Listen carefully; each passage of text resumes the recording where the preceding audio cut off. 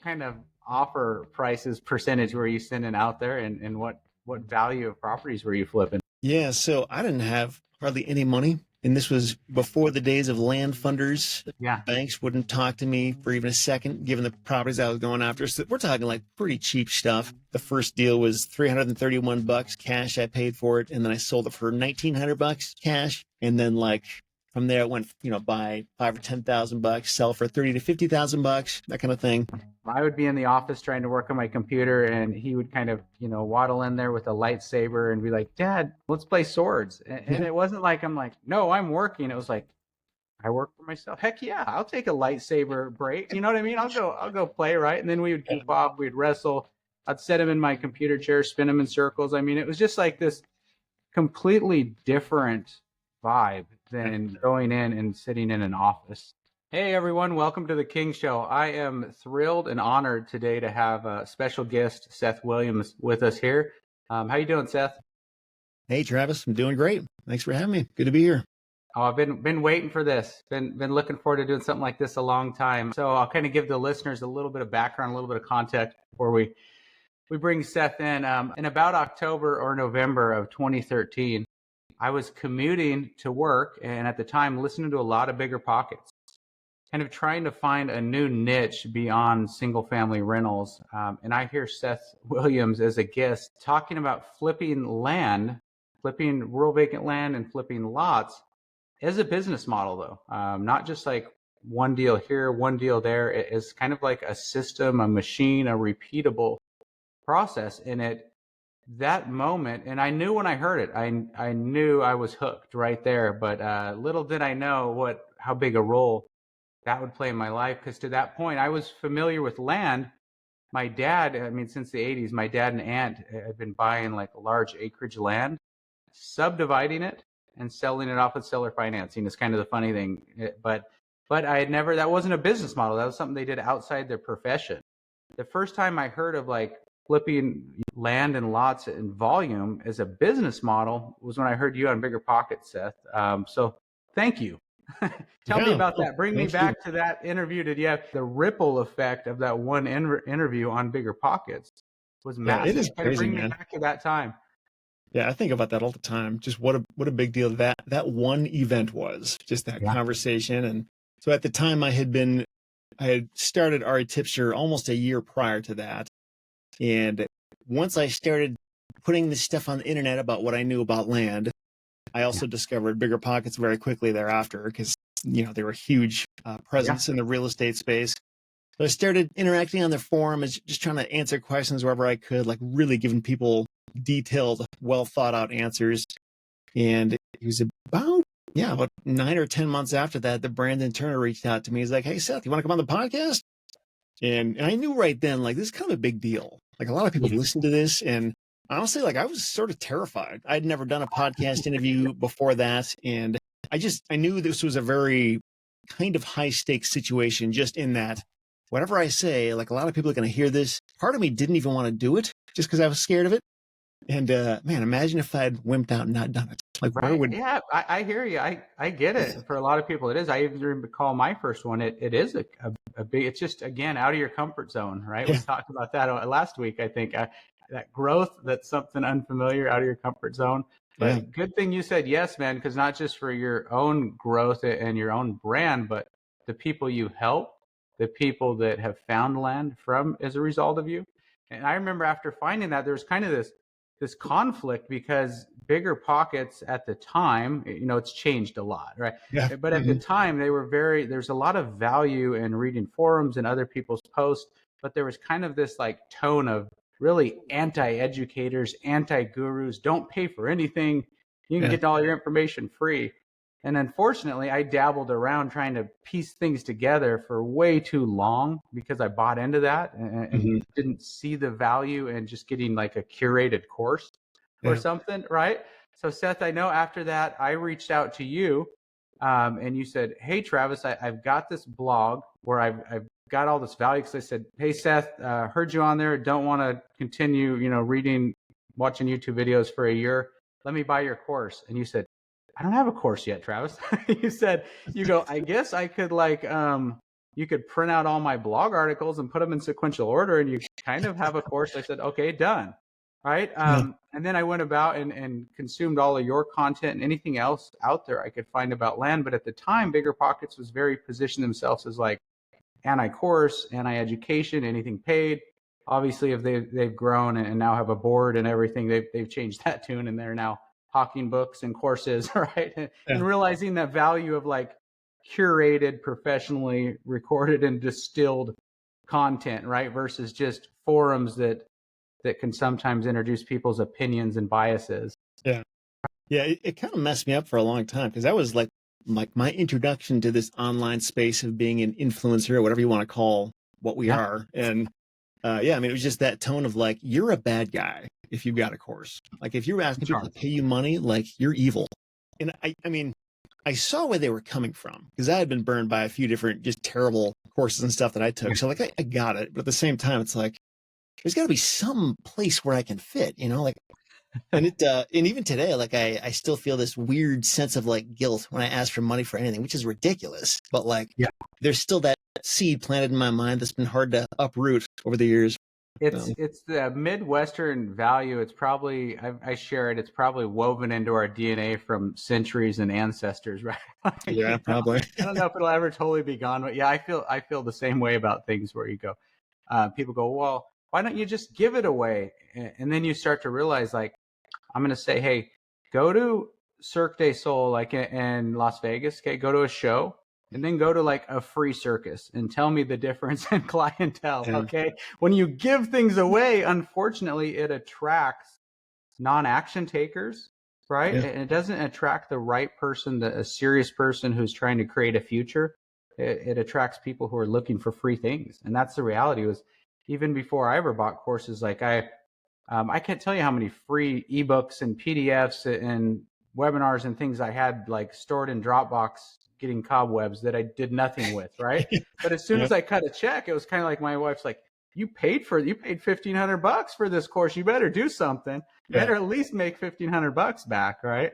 So that was for me. That was kind of a switch. But either way, I give them credit. I found you through Bigger Pockets, and they've helped a ton of people and helped a lot of people kind of find their lane or their avenue in real estate. So you said at that time you were doing REtipster for about 9 months or a year. That's kind of what I want to like interview for the listeners. There's a lot of people that are listening to this that are probably familiar with the REtipster blog. But what I wanted to interview and really drill down on with you about is pre-REtipster, like pre-influencer, pre-blog. When you're working that day job, what were you doing? And then what did that look like? How did you have like that itch you had to scratch to start this blog, or how did you go full time? Because it's something we just glaze over, but having went from a W-2 to becoming a full-time investor, and then later, like you, educator, right? And creating and sharing content, it's easy to sum that up in a sentence or a paragraph, but man, those are some major life decisions, and those are some major accomplishments that come with excitement and fear. Bring me back to those working days. What were you doing for a day job? Yeah, so my first like real serious job out of college was in the banking industry. So I worked for a small company that we did SBA 504 loans, which is a niche loan product. Anyway, it's like a commercial real estate loan product. And it was, as far as jobs go, it was totally fine. A good job to have, but it was never like the end goal. It's not like, okay, I've made it. Got to stay in this job now for 30 years. It's like, this is like a means to an end. This is something I can use as a springboard to figure out what's next and what else to do. And, having read Rich Dad, Poor Dad in college, I knew real estate, it had to be something in there. Like, it just clicked. It made sense. Purple Bible. Yep. Yeah, amen. exactly. Me too. That got me started too. Yeah. But I couldn't find deals on houses and that kind of thing. And it's probably good that I couldn't, because I would have totally screwed it up and made all kinds of mistakes, with loans, and there's just a lot more going on. And when I discovered the land world, but not just that, more specifically, like how to find real motivated sellers of anything, by not just looking at the MLS, but like going behind the scenes, knowing what avenues to take, how to get the right lists and say the right things and contact people. And that was when everything started to change for me. And I realized, like I can actually do this, especially with land. which is just a much simpler thing. As we were talking before we started, recording here, like you don't need to hold inventory of it in your basement. Nothing's like falling apart on it. It's just a very easy to comprehend thing for the most part. And so I started seeing success with that fairly soon. And this was back in the days when there was truly zero competition. Long time. And what year was this? This was 2009 was when I sent out my first mail campaign. Okay, so 2009, and you identified how to market to off-market for listeners, off-market, unimproved, vacant land, right? That's what we were saying is so easy as far as we don't have to think about drywall or roofs or like the ARV of the house or this or that, right? It's just vacant land. Mm-hmm. So, and that's the other key is off-market, right? We can blast lowball offers to on-market and get things at a discount, but not the type of discounts that we're getting. So tell me about the good old days, right? 2009. What kind of offer prices percentage were you sending out there, and what value of properties were you flipping? Yeah, so I didn't have hardly any money, and this was before the days of land funders. Yeah. Banks wouldn't talk to me for even a second, given the properties I was going after. So we're talking like pretty cheap stuff, and I felt like I could only do it near where I lived. So I would just target the counties surrounding the county where I lived, so I could like drive to these properties and feel comfortable before I bought it and that kind of thing. Yeah. So pretty cheap stuff. I mean, we're talking the first deal was $331 cash I paid for it, and then I sold it for $1,900 cash. Mm-hmm. It was all on Craigslist. So and from there it went up to deals that were, maybe I'd pay like $5,000, sell for $15,000, that kind of thing. That sort of became the norm. And then like from there it went, buy $5,000 or $10,000, sell for $30,000 to $50,000, that kind of thing. But there was so much inefficiency and so many things I didn't even understand back then. Like in chapter 2 of your book, the boss method, where you talk about that whole paradigm shift of going after bigger deals and how you don't have to do self-closings anymore. Like you shouldn't do that. Like you can hire agents. Like all of that stuff was so unclear in my head. I didn't realize you could do that. And so I spent a lot of time. You were self-closing when you're buying the properties for listeners. You're generating the documents, the deed, like everything, because the value of the property, there's not room there. It'd cut into your profit too much to pay a title company to close it for you on the buy side or the sell side. Yeah, so you're kind of following the education that time, which at that time, kind of that era, the education was basically, hey, realtors, a lot of realtors, they don't want to take listings of properties valued at, let's say, 25 or 30,000 or less. And then that's true. That's very valid. That's true. So that creates this sandbox of opportunity below where agents and realtors want to play at, where people that own those properties aren't doing anything with them. They're kind of more like liabilities than assets. Yeah. So you're doing them a favor, taking it off their hands. And as part of doing that for them, you're buying it at a steep discount. I'm guessing, what were you at, 25 to 35% ish or something? Yeah, sometimes it'd be as low as like 10%, depending on how nasty the property was, but pretty cheap stuff. Yeah, and then we're reselling it, but we don't have sometimes enough profit margin in there to use the title companies. And that was for us kind of that's how we started out too. And it was kind of an epiphany along the way was, boy, when this thing started cranking and we're doing higher volume, it was just, we were doing so many administrative tasks, right? And that's where I decided, hey, what if we use title to close on the buy side, we use title to close on the sell side, and we paid an agent? And when you start to do that math, you go, well, now I have to be at 30,000 or more type properties, and that's okay, right? But once you shift to that, you remove all that busy work, right? You remove all that busy work, but there's absolutely opportunity at that level to this day, right? It's more saturated nowadays. Now that kind of the secret's out of land, and we've seen other industries, house wholesalers and stuff, kind of find it and come over. That's where most people start, I feel like. So I always think it's the most saturated. And like you said, at the time though, when we're self-funding, it wasn't like you could just line up a hard money lender or a funder, right? Because back then, I know, because I started a couple years after you, and probably 4 or 5 years after you, and at that time there weren't any land funders or hard money lenders for land. So that also is a reason it kind of pushes you in that bracket, right? Because you're targeting the properties you can afford to self-fund. Yeah, definitely.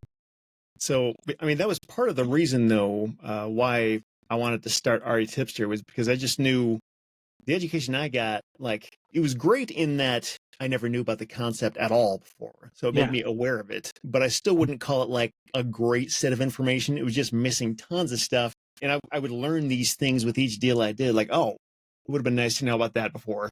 And so it's just like, hey, let's start making a library of my lessons learned on REtipster.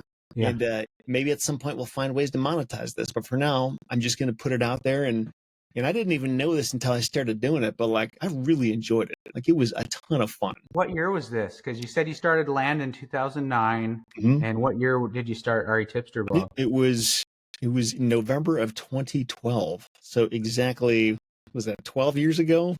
Okay. Like now? Something like Yeah. that.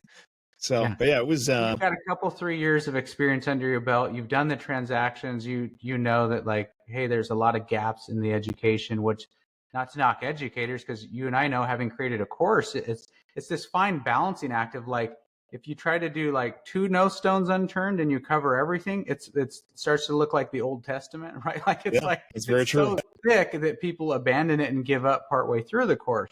Yeah. But if you're too light and you don't give enough, right, then people go, hey, you left out this. So it's a balancing act. But I always feel like you said, the course is the introduction, the orientation, gives you the framework. But you learn by doing, is my opinion. You learn by doing. And that's what you learn through your transactions.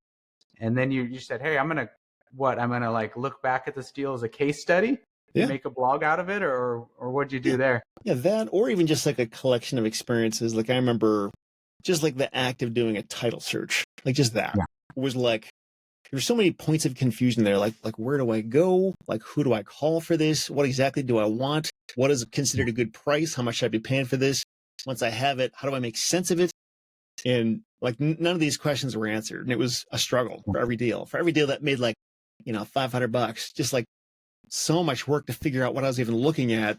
So, just like one by one, as I came across things like that I thought were confusing, it's like, we're going to nail this once and for all, so that hopefully nobody ever has this confusion again. I think sometimes I accomplished that, not always, but that was always the goal, is to try to make a profound difference in terms of answering those kind of questions. Had you done any blogging before, or what? I mean, were you Googling how to start a blog, or what? I mean, how'd you get this thing off the ground? Because from like idea to actually launch, right, there's a lot that goes on. Yeah, the only reason the idea even occurred to me, and I guess first of all, blogs I think were a bigger thing back in 2012 than they are today. That was kind of before podcasts were as mainstream as they are. Even YouTube was kind of in its infancy back then. So blogs is something that a lot of people read and wrote. But I had discovered a guy, Pat Flynn, at smartpassiveincome.com, and has nothing to do with real estate, but I just saw what he was doing for what he was teaching. And I never felt like I was being sold to, and yet he was somehow making tons of money doing this. And I was like, man, if he can do that, maybe I can do that with what I know and find ways to monetize it in a similar way to what he's doing. And he has a way of delivering it to where you feel that, right? You feel like that, like, hey, if this guy could do it, and it's not a knock, it's just like, you know what I mean? I don't see any superpowers here, but he has a very authentic style. He has a very authentic style of teaching and talking and just kind of walking you through it. Smart. I love it. So and that brings me back, about a decade, right? Kind of the guys that are still out there, still a very big deal, but at the same time, probably like we're kind of the pioneers and kind of like peaking on the scene, at that time. So you said, okay, this guy can do it. I'm going to start a blog. And then what was your very first blog post? Oh man, I think it was about land banking or something. Like the idea of, what that is and why do it and that kind of thing. And I wouldn't say it was like my finest work necessarily, but my goal was just to knock out one a week. To just find the time to make something profound once a week. And I was kind of surprised. I thought early on that I would run out of ideas, but like here we are 12 years into it and there's no shortage of ideas. Like there's so many unanswered questions still, or questions that just... Every company has an operations department, right? It's because like this never ends. You know what I mean? It never ends. It's ongoing. So on the back end, I don't know what it looks like with the blog, if it's, like videos nowadays, are you like looking at views, looking at reads, looking at clicks, looking at counts? And when you're early on going like, is anybody reading this, or how do I get this out there? How do you make people aware after you launch it? How do you make people aware of it? Yeah. So That's a really good question. I think in the beginning, even if you're doing a great job of everything, like you're going to be sort of writing for no one for at least, I don't know, 6 months. At least that's Yeah. kind of what my experience was. And the way I started getting traction was I would interact a lot on different forums. At the time, Google Plus was a thing, and that actually sent me a lot of traffic. It doesn't even exist anymore, but it was Google's version of Facebook for the time. Right. And just finding ways to like genuinely be helpful. And eventually I started getting on podcasts. Bigger podcasts was to this day like the biggest shifting point when like all of a sudden people knew who I was and they didn't really before. Well, that was before you'd been on the King Show, right? I mean, Bigger Pockets was the big, This is the second big shift. This is the new chapter of life. Yeah, this is the next. Yeah, this is a major one for you. Yeah. So that was awareness. So Bigger Pockets brought a lot of awareness to the blog there, and probably a lot of readers. And by then you had several months of content. I love what you're saying, because it's like in any business or anything we're doing, consistency. You're like, hey, I commit to once a week create an article. That's with everything. It's even like videos or influencers. Somebody blows up and then you find out they had like a YouTube channel for 5 years and we're posting religiously, right? And just finally got traction. But I feel like with our own land business, for us, that was for me a big part of starting the company, which it's a new venture, a new business, was being consistent with saying, hey, I'm going to do this a couple hours a day. Not like every Saturday, right? Because I didn't have engagement. I tried to just commit a big chunk of time every weekend when I started my business, but I wouldn't be engaged throughout the week. So I kind of had to shift where it's like a daily thing, right? Like it was a daily thing. And I think that like consistency, although it's hard to do, it's hard to be consistent and be disciplined. It's also one of the like easier things early on when the skill set's not there. Just being consistent long enough, you start to see results. Yeah, I think you really can accomplish just about anything if you're willing to do that. Just a little bit a day, or just making it a regular practice. I mean, I think even the biggest mountain, like you can get there if you just plug away bit by bit. But if you look at it as like, I got to do this all today, it's like, it's probably not going to happen. You're going to get burned out really quick.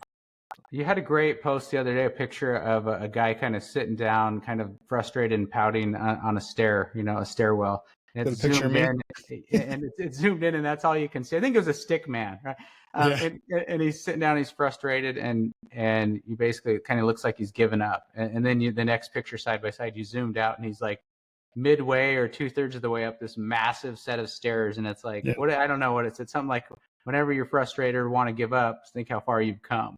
Right. And that's kind of like how it is, man. Step by step, one at a time, brick by brick. You got to build this thing. That's awesome. So you start out, you're consistent. You got noticed. That kind of gave you, I would imagine, a big launch, right, for the REtipster blog. And I find you, and that's where I'm like, hey, Seth, I send you an email, right, cold email. And I'm like, this guy's never going to answer, right? I'm some schmuck, listen to a podcast. He runs a blog. He must be famous or something, right? So I send him an email. Seth replies back. I'm like, hey, guys, I want to buy your course. He said, I don't have it. Check out my blog. You can learn everything there, but a course is coming, right? So I get going in land. We kind of stay in touch a little bit by email, back and forth.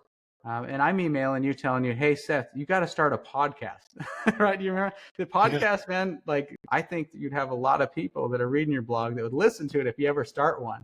And it might have been a year or something, right? I know it's a heavy lift. It's easy to say it to somebody, but it's a heavy lift to do it.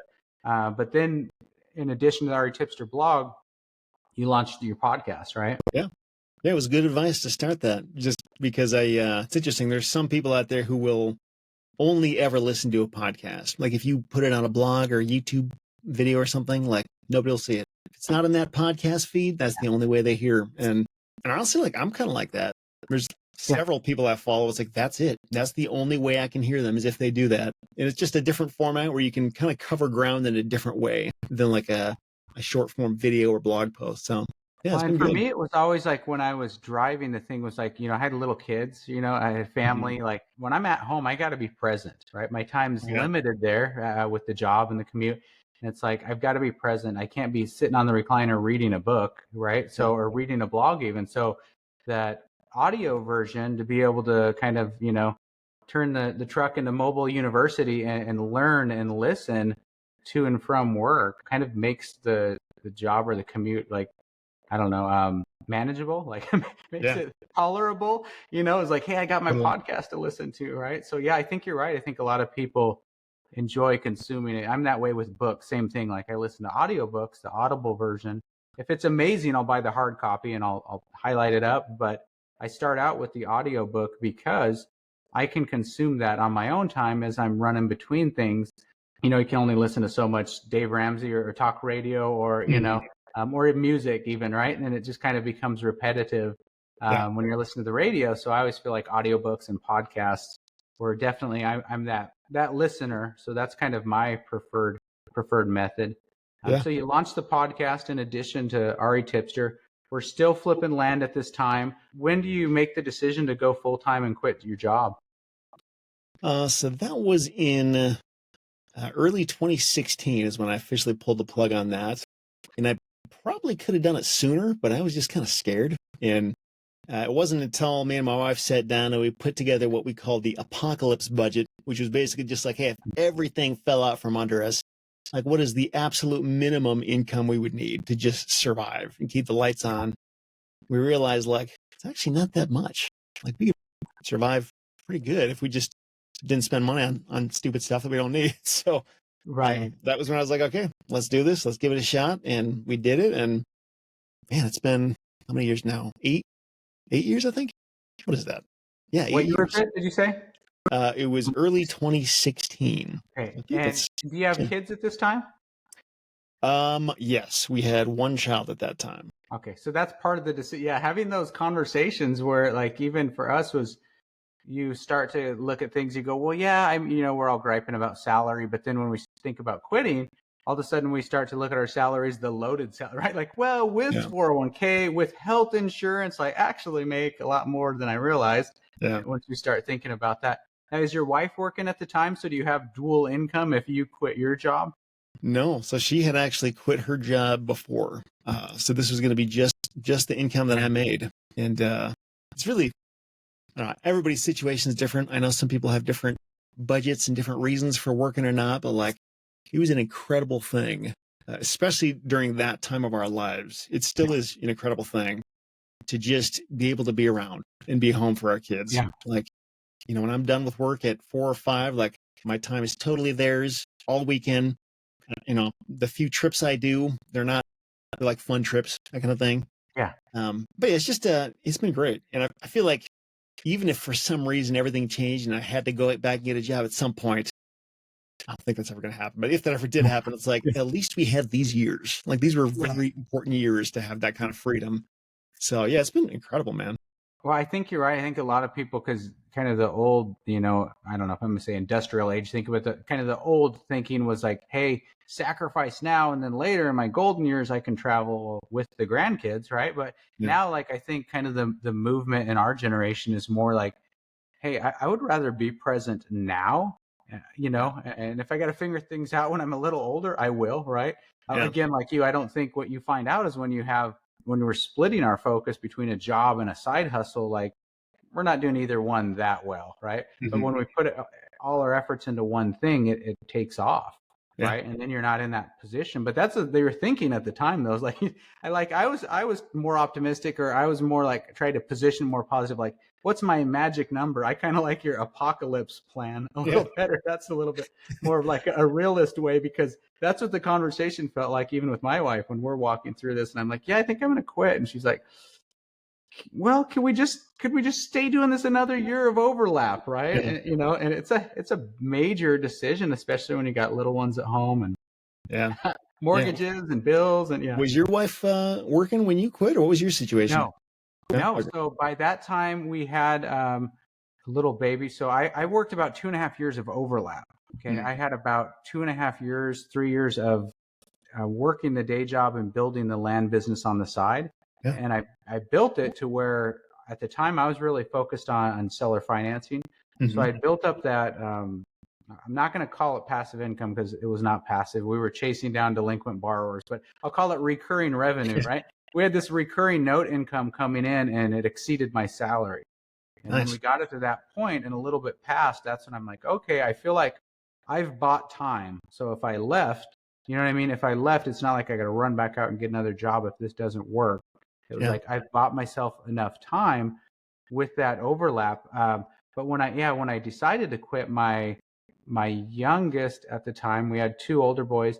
My youngest at the time was I don't know, only a couple years old though, right? So he was still toddler. He's still little. And like you said, the first thing that was amazing was just being home. Yeah. I would be in the office trying to work on my computer, and he would kind of like, waddle in there with a lightsaber and be like, Dad, let's play swords. And it wasn't like, I'm like, no, I'm working. It was like, I work for myself. Heck yeah, I'll take a lightsaber break. You know what I mean? I'll go play, right? And then we would goof off, we'd wrestle.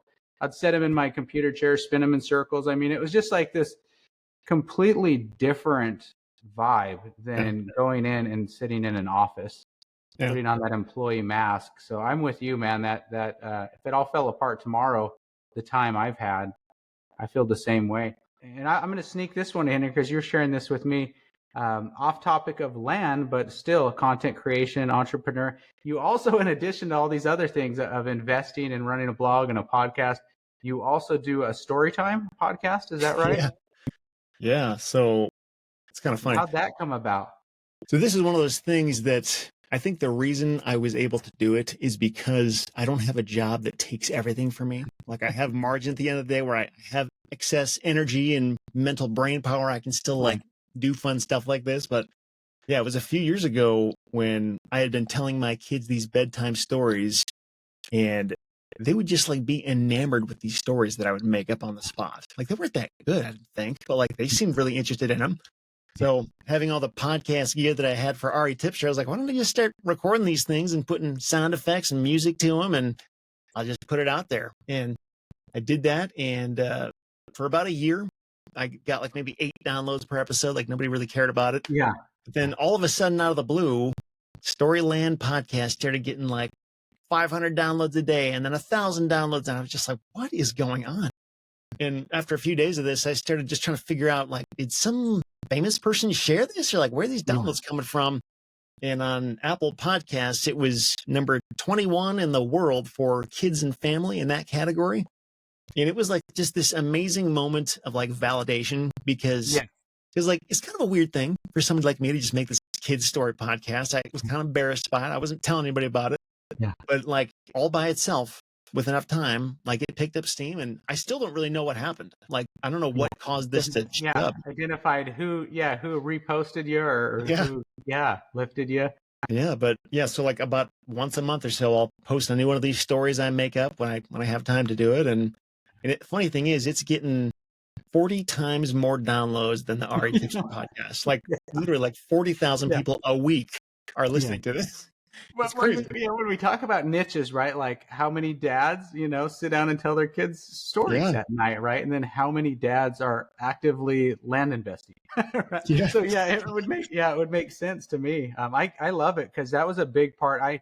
I've always enjoyed that kind of tuck in time, right, with the kids. When my boys, my oldest two are 22 months apart, and from the time they were 2 and 4 on, right, they would look forward, same thing, every night to going down and telling stories and putting them to bed. And that's a special time. And the cool thing is you've kind of time capsuled that, right? You've kind of captured those stories that everybody gets to enjoy, but at the same time, it's a pretty personal thing for you to kind of be able to capture and them to look back on. And the years just fly by, right? When you're doing these things, you think they're going to be little forever. And as I've got a driver, I've got a 16-year-old, and then I've got a 6-month-old. He turned 6 months today. So I'm covering a broad spectrum here, but it's just crazy. Yeah, it's just crazy how quick these kids grow up. So that's amazing that you're kind of documenting doing that as you go. Yeah, it is crazy how fast the time goes. Like I hear about your 16-year-old, like 4 years from now, they're going to be 20. Like that's full-blown adult. Like, this is crazy.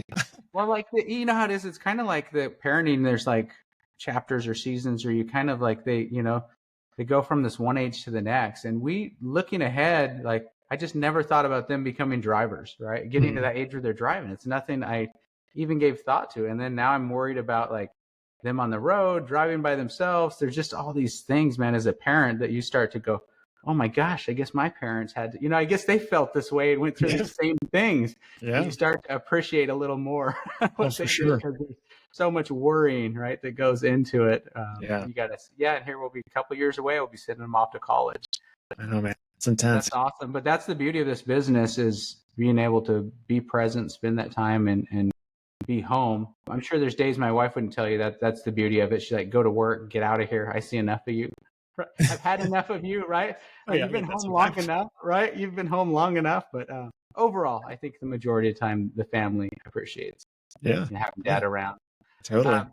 So when you switch to your land investing, your podcasting, you got your REtipster blog, in addition to the blog. So for people who haven't checked out, we're going to put in the show notes, but you check out Seth's REtipster website. You just have continued to add to it. You've got some incredible directories for finding agents, finding investor-friendly title companies. You've got a great loan calculator. What am I missing? I mean, you have a lot of education too. Now you're starting to not just land, you've got some texting courses, some AI courses. Yeah. Why don't you share with people that aren't familiar with you, or are, but like you said, maybe listen to the podcast, but don't go to the blog and don't realize what they're missing. Give us kind of a virtual tour of the blog. Yeah, totally. So something I've kind of realized over the past few years is the importance of partnerships, or at least, I guess, leveraging other people to do things that I could never do on my own. For example, Callan Faulkner, she and I put together this course on texting, where it's like, she's really the star of the show. Like, she's the person who does like 80+% of the explanation. I'm more just the platform and the interviewer trying to pull that information out of her. Or like this, we've been doing a couple courses on ChatGPT, and we've got this new Pulse Inner Circle. It's like a monthly membership site. I'm doing that with Mike Balcom, and it's a similar thing where, I mean, I could do it okay on my own, but like, he's way smarter than I am, and he's a really good voice in the room to just have there to talk about stuff. And with somebody else that's kind of by your side, running alongside you, you get more energy, you can accomplish a lot more. And similarly, like in the self-storage facility that I opened up about a year ago, I've got a partner on that too. He's a minority owner, but he's the guy that manages that. So like, if I had to manage that thing on my own, that would totally bog me down. Like, it would totally just get in the way, and I wouldn't have time to do other stuff. And it's just, it's beautiful. The right partnerships can help you get you pretty far. Yeah, well, I think you're right to like go, hey, I'm an expert at this. This is my area of genius. And then you go, I'm not an expert over here. I have familiarity. I'm good at it, but maybe I'm an expert, but I know ones who are, right? But maybe they don't have the platform, and I can position them, and we can share that or partner together. Totally. And that's where, I think the website, REtipster, you've got contracts, templates, you've got courses of all sort. And then also you touched on Storage Shed. Talk to us about that, because that was a share with people kind of, because I know, having been to the Denver event and saw you speak, I kind of know the story. But tell people kind of when you made this decision to go from just vacant land investing to actually building a storage, kind of a phased, right, storage facility. And what that's a big project to unpack, but I'll go ahead and let you share that with everybody. Yeah, it was pretty huge. So I'd wanted to get into the self-storage business for a number of years. And, not surprisingly, it's a completely different business than vacant land. Like, just some of the stuff carries over, but a lot of it does not. There's just different ways of thinking about everything. But yeah, so I had bought a vacant lot in, I think it was April of 2021, just a vacant lot, like any other vacant lot. But I bought this one with the plan of building something on it. And in order to do that, I had to rezone it from residential to commercial, and had to get all the entitlements done, had to get all the design put together. And it's a big process. It took almost a year just to plan the thing, not even put a shovel in the dirt. And once we started construction, that took about 9 to 10 months to get done. And since it's been open, it's been slowly filling up. It's probably like at 70% occupancy now, but that's great. But like you said, we're doing it in 2 phases. In phase 1, we built 27,600 square feet of just drive-up storage units with roll-up doors. And then the other half of the property is an outdoor RV and boat parking lot. And once it all fills up, phase 2 will be taking out that parking lot and putting more buildings there. So on the phase one, you said the square footage, but how many, talk to us in terms of like doors? I think that people could understand that better. Like how many units or doors would that be? Yeah, so that is 170 doors. And interestingly, myself included, I usually think of it in terms of doors, but it's actually not the best way to measure self-storage, because a door could be a 10 by 40 unit, or it could be a 5 by 5 unit. And they'll make the same amount of money per square foot. And you can also like change up the configuration, and 2 doors could actually equal 1 unit and that kind of thing. So, those, again, one of just the oddball things of self-storage. So units, number of units, but like you said, there's obviously a premium on the bigger unit. Having rented of all sizes and currently renting some, I've got one up in Montana just because we haven't had an opportunity to get up there and clear it out, right? That I'm paying for a couple $100 a month. That I'm paying for a large storage unit. So you sound like a perfect tenant. Yes, exactly. The out-of-state tenant, right? Who can't make it up there. And but yeah, and I think ours is a 10 by 20. I think that we're renting for, I want to say 170 or something. But you start out kind of phased because you've got to fill it with tenants, right? To essentially, I assume, pay for the next phase. Yeah. And it's kind of a big risk to do what I did, to build anything like this from scratch, because it's the most expensive way to do it. And when you open up for business, you have zero revenue. So as opposed to like buying an existing thing where there's already some money coming to the door, and you don't pay that premium of new construction.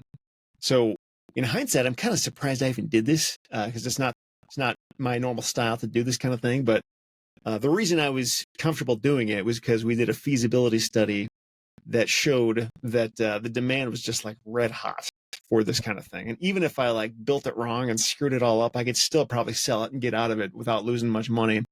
Yeah. And it's, on the downside, like from the date I bought the land to the date that we officially started breaking even and not losing money took about 3 years.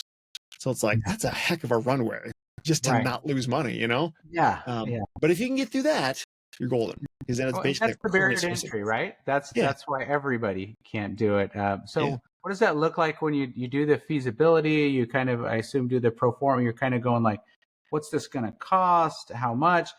Is that something you self-fund, or you go get a bank loan? You present the opportunity to like a commercial bank? Or I know you said you had done SBA loans and stuff, so you have some familiarity with banking. Is that something that you can go get a loan on, just like a multifamily? Or yeah, so it lots to say on that. So self-storage is one of the lower risk types of assets that banks lend on. Like they just very rarely go bad. Not never, but not very often. So it has that going for it. But another thing a bank is going to look at is, are you a brand new operator, or have you done this before? And for me, I was totally new. It didn't necessarily disqualify me. It also helps if you have other sources of income or another business that they can pull from if things go bad, or just to like prove I'm not an idiot. Like I've run a business before. I kind of know what I'm doing there. That can help too. But the feasibility study, so that's a report, usually about $7,000-ish to buy this thing. And there's an outside party that goes and evaluates the market and how much existing supply there is of self-storage and the demand for it and the pricing. And they put together construction estimates and basically do all the stuff that you should be doing anyway to verify, this is a good idea or this is not a good idea. Or if it is a good idea, like, is it a great idea or just kind of, you'll probably be fine. And if it's not feasible, or you decide to not proceed, although it's you feel like it's a sunk cost or a hard cost, at the same time you've saved yourself, right, a small portion from making a potentially bad decision with much more zeros on the end of it. Totally. But like having this feasibility study is very helpful when you're getting a bank loan, because you can say, this isn't just my half-baked idea. Look, I paid for this big report and they agree with me that it's a good idea. So it doesn't prove that you're a good operator, but at least says like, hey, in theory, this should work. Easier to underwrite if they can, share that and support that. So what's it cost you? What's the initial investment, or what's the loan size to do a phase one? Yeah. So for me, the total project was $1.97 million, I think is what the whole thing cost, all said and done. But in terms of what the bank will lend, that depends on the appraisal. the appraiser looks at the construction costs and all the plans to determine what the as-built structure will be worth, just empty with no tenants in it. And so whatever number that comes out to, the bank will land on usually 75 to 80% of that number. So we actually had an incomplete appraisal. They didn't have all the information, so the value came out lower than reality. But our final loan amount was $1,464,000. So I had to kick in the difference, $400-ish thousand dollars of cash. And also, I guess once that's all done, you also need to have, at least 100,000, maybe more of just cash, just sitting there ready to go, because it's going to be losing money for at least a year. Well, and how does that look though, now that, okay, they've appraised it based on it being empty and it's a structure, it's a building, right? But similar like multifamily, where the value doesn't have much to do with sticks and bricks, or it's like the rent income. Yeah. Once this bad boy's filled up, or you're at 70%, get to 90% or whatever that magic number is, let's call it pretty much filled up. Can it be reappraised, or how does that work? Yeah. That does change things.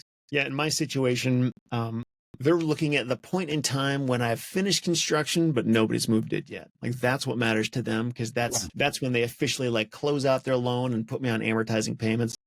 But if I was to go to them now and try to refinance it, which I could do, we'd get a new appraisal, and they would look at what they call the stabilized value. So what is it worth with tenants in there, stabilized now, not losing money? Gotcha. And that's a totally different value. And that's what a lot of people do, is they refinance, take that cash, and then buy another one and do the same thing. Yep. Based on the stabilized value, you refinance, or hopefully hopefully with the new administration change, the economy changes, interest rates change, right? Hopefully people be refinancing just to refinance for rate, but at the same time, it'll probably make sense with that stabilized value. And that's what you parlay into phase 2 for you, right? Or another unit. Yep, you got it. But what do you think about the dry storage part of it, where you're parking, people are paying to park? Is that something that you go, does it make sense to build that second unit? Or once you fill this up, is that a pretty good moneymaker for not having to have all that infrastructure? Yeah, it's a good question. I think for the way we have it set up in most boat and RV parking lots, it's not the best use of land. It just doesn't make that much per square foot. Yeah. So usually when you do see these boat and RV parking lots, the reason that's there is because somebody is in the similar phase to where I am. Like, they're going to build buildings there, but it's just not, their existing buildings aren't fully occupied yet. Maybe the end game or the plan is not, the end game is not the dry storage. It's just, that's kind of subsidizing or bringing in some income on the unused or unbuilt place. Yeah. To your point though, there are situations where people will put like roofs basically for boats and RVs, but not full units. And those are much cheaper to build. Once you put that there, then you can start charging more for that parking. So I think it's maybe a question of, like, for example, in our case, we're kind of trying to assess, like, how much demand is this, or is there for this? Like, is there a waiting list and everything is full and people still want to park? Because if so, that tells us we got to be increasing our prices and maybe doing that, maybe putting roofs there and just charging more and calling it good. I ask because I'm here in Arizona, and that's big. That's big for, obviously, like, Snowbird State. You've got a ton of motorhomes, RVs, and then you have a couple boats right here. There are not many, but more it's the motorhomes and the RV, like, dry storage, that I see these all over. As I drive around.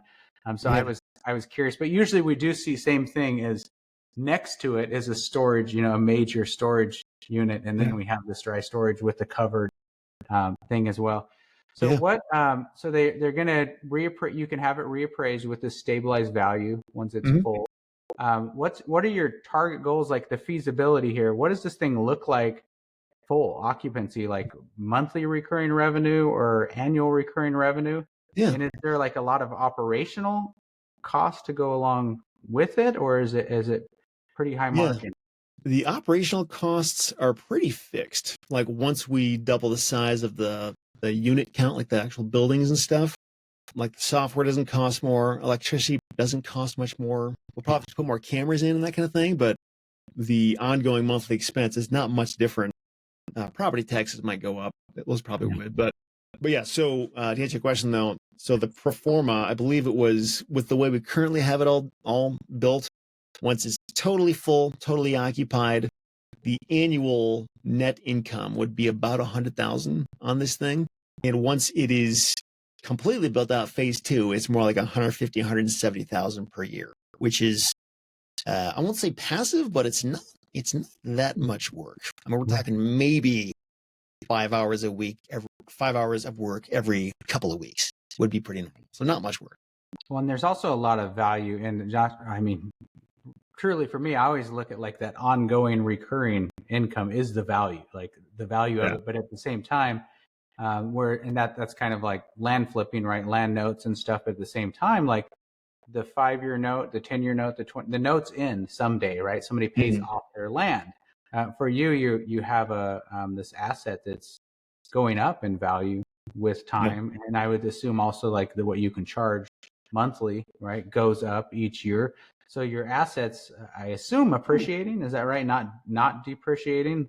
The storage. Yeah, I mean, it does depend on where the market goes, like how much demand there is for storage. If we raise prices, that has a lot to do with it. But I mean, when you look at it over the course of 10 years, I mean, I would be shocked if it didn't go up at least a little bit. So all these new ventures along the way, Kate, we go from having the conversation to quit the job, right, to full-time investor, and then start the blog, start to go on the podcast. You're doing podcasts, you're creating courses, doing storage shed. Now, what's your wife think of this stuff along the way? Like, is she supportive of each and everything, or is she like, Seth, another thing, man? You got enough going on? That's a good question. She is very risk averse by nature. She doesn't love it when I'm, trying to do these big things. Back when I wanted to flip houses, she thought it was crazy. She didn't want me to do it. But the weird thing is, so with land, when she saw like the margins in the low risk and stuff, like it was the first thing she was ever like just okay with. And then with REtipster, with the relatively low overhead of that, and just, it's more just my time than money. There's not huge risks and expenses to it. So she's been okay with that. And with those things, being able to build up a big enough slush fund of cash, the self-storage thing became a much lower risk just because like the money's there to do this. We're not taking it out of the kids' savings account. Exactly. Do this right. So it's kind of amazing. Like I'm sort of surprised we have been able to get to a place where she's okay with it all, but she is. It's been awesome. Yeah. Yep. And you're living up in Michigan, is that right? Yep. That's where you're at. Okay. So how does this change your lifestyle when you kind of go like remote or work from home? Do you guys start to travel a little more, see family, or is vacation a little more, or that's for me, the big change was not just like, hey, some additional income as the business is doing well, but really it was like, hey, I've got all this like autonomy and this time, this freedom. So for me, we took I'm like, when we quit, when I quit my job, I say we quit because it was a joint decision, right? We took a 30-day vacation and I drove and did a loop through, 4 or 5 states and awesome. And we checked out some pro games and we went to the beach. We did all sorts of things. For me, it was like, okay, I'm done. Hallelujah. I don't have that 2 weeks a year type thing. How does life change for you when all of a sudden you kind of time rich, I guess? Yeah, man, I wish I had something cool like that to say, but honestly, like the autonomy, I don't want to say it's wasted on me, but like we don't do anything too crazy. I think part of what's going on is my wife's family and my family, like everybody's here in Michigan. They're local. Okay. So there's not people we need to go see necessarily. Yeah. We do take trips every so often, just out of the blue because we can. But like we haven't done a thing like what you just said, like the month long. That sounds awesome. I wish we could do that. I'm the funny thing is I thought everybody else would be up for it. I've been trying to move the family to Hawaii for years, But the kid's like, no, it's fun to vacation, but I got my friends and my school. And I'm like, it's Hawaii. This shouldn't be a hard sell, guys. Or kind of even the motorhome thing, for a year. Like I guess I'm kind of the adventurer, you know. But when you plant roots, that's a challenge. When you start to have the kids have their routines, right? Everybody has their activities. It gets harder, and even with the time freedom you have, you got to take it when you can. Yeah. I think it's almost like it's more about the knowledge that like I could do this. Like I might not do it, but like I know I have the freedom if I really wanted to. I could just like stop working for a few weeks and it's fine. And I don't have to see who will cover me at work and how many days. That for me, that was it all seems so silly, right? And it just creates all this unnecessary stress, Yeah. That was for me the big change was going full time, was just now being able to make these decisions. It wasn't like a race home from the job to get to my son's baseball game. It was just like, hey, walk him across the street to the ball field. You know what I mean? Take your time, enjoy it. Where neither one of us are stressed or feeling rushed.